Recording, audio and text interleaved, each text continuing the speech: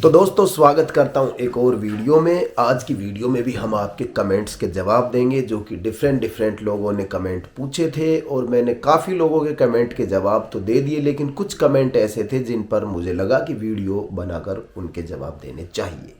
दोस्तों थोड़ी सी कोल्ड से परेशान हूँ, इसलिए गले में प्रॉब्लम है, आवाज़ में थोड़ी दिक्कत आ सकती है, मैनेज कर लीजिएगा। वीडियो शुरू करें उससे पहले मैं बता देता हूँ कि आज है 9 मार्च 2024। कल संडे यानी कि 10 मार्च 2024 को रात को 8 बजे मैं आऊँगा लाइव, तो मैं आपसे लाइव मिलूँगा। ज़रूर याद रखिएगा कल 10 मार्च 2024 को रात 8 बजे समाधान डॉक्टर पर। तो चलिए अब शुरुआत करते हैं आपके कमेंट की। सबसे पहला कमेंट है विनोद ऋषि का और इन्होंने पूछा है कि सर जी ग्लाइसेमिक लोड बताएं, कार्बोहाइड्रेट भी बताएं। यानी इनका कहने का मतलब ये है कि मैं जो वीडियोज़ में ग्लाइसेमिक इंडेक्स की जो फूड लिस्ट डालता हूँ उसके अलावा उसमें ग्लाइसेमिक लोड भी बताऊँ और उन चीज़ों में कार्बोहाइड्रेट कितना है ये भी बताऊँ। तो देखिए दोस्तों, फिर मैं आपसे वही चीज़ कहूँगा कि आप ज़्यादा लोड मत लीजिए, आप ज़्यादा टेंशन मत रखिएगा। जो चीज़ें आपको बता दी गई है वीडियो के अंदर कि भाई ये खानी है और ये नहीं खानी, तो आप डिटेल में क्यों जा रहे हैं उसके अंदर? जितना आप टेंशन में रहेंगे, जितनी चीज़ों की डिटेलिंग करेंगे उतनी ही ज़्यादा आपको टेंशन रहेगी और टेंशन रहेगी तो शुगर बढ़ेगी। इसलिए मैं फिर कहूँगा कि ज़्यादा चीज़ों की डिटेलिंग में जाने की ज़रूरत नहीं है। जो 55 से नीचे ग्लाइसेमिक इंडेक्स वाली चीज़ें हैं, 1 से लेके 55 जो ग्लाइसेमिक इंडेक्स है ये कम ग्लाइसेमिक इंडेक्स है, लो ग्लाइसेमिक इंडेक्स। और इसमें भी कोशिश करें कि 30 से कम, जिसका ग्लाइसेमिक इंडेक्स 30 से कम हो, वो चीज़ें आप खाने में ज़्यादा यूज करें। तो मैं जितनी भी मेरी खाने पीने की चीज़ों में लिस्ट डालता हूँ लो ग्लाइसेमिक इंडेक्स फूड की, वो 55 से कम ही होती है, ज़्यादातर 30 से कम होती है। तो मैं बताता हूँ कि ये खाओ भाई, 30 से कम इसका ग्लाइसेमिक इंडेक्स है, ये खाओ। तो फिर क्यों ग्लाइसेमिक लोड में घुस रहे हो यार, क्यों उसके कार्बोहाइड्रेट में घुस रहे हो? जब बता दिया कि ये खाना है ये नहीं खाना, तो फिर आप वही खाइए ना। आप क्यों चीज़ों की डिटेलिंग में जाना चाह रहे हैं? मांस का और अंडे का ग्लाइसेमिक इंडेक्स 0 होता है तो उसका ग्लाइसेमिक लोड भी 0 ही होगा। तो ये चीज़ बिल्कुल आप ध्यान में रख लीजिएगा, जिसका ग्लाइसेमिक इंडेक्स 0 होगा उस चीज़ का ग्लाइसेमिक लोड भी 0 होगा, और जिसका ग्लाइसेमिक इंडेक्स कम होगा उसका ग्लाइसेमिक लोड भी कम होगा। चलिए अगला जो कमेंट है वो कमेंट है नीता दीक्षित का।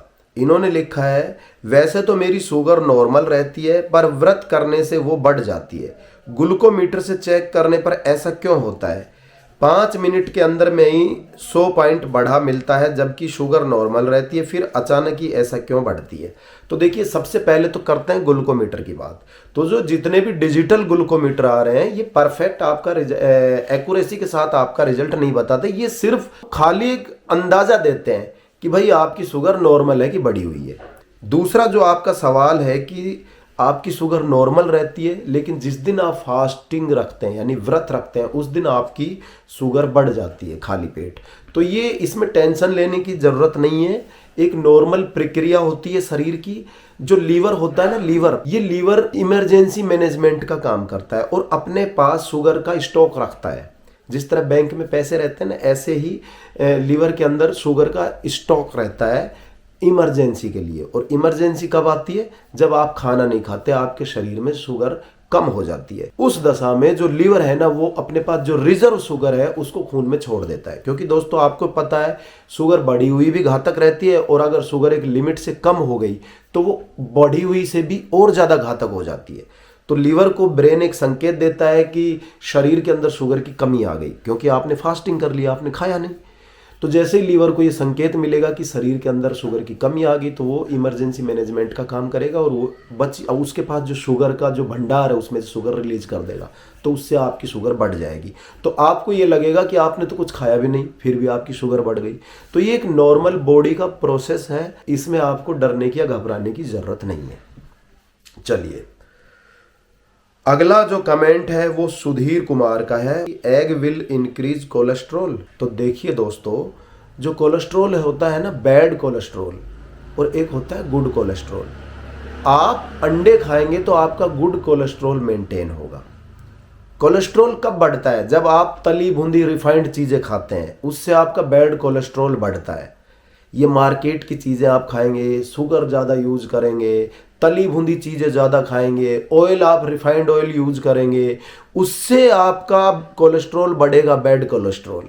जबकि आप अगर शुद्ध देसी घी खाते हैं, एक दिन में 3 से 4 चम्मच, एक दिन में आप अंडे खाते हैं, तो उससे आपका गुड कोलेस्ट्रॉल बढ़ेगा, बैड कोलेस्ट्रॉल बिल्कुल नहीं बढ़ेगा।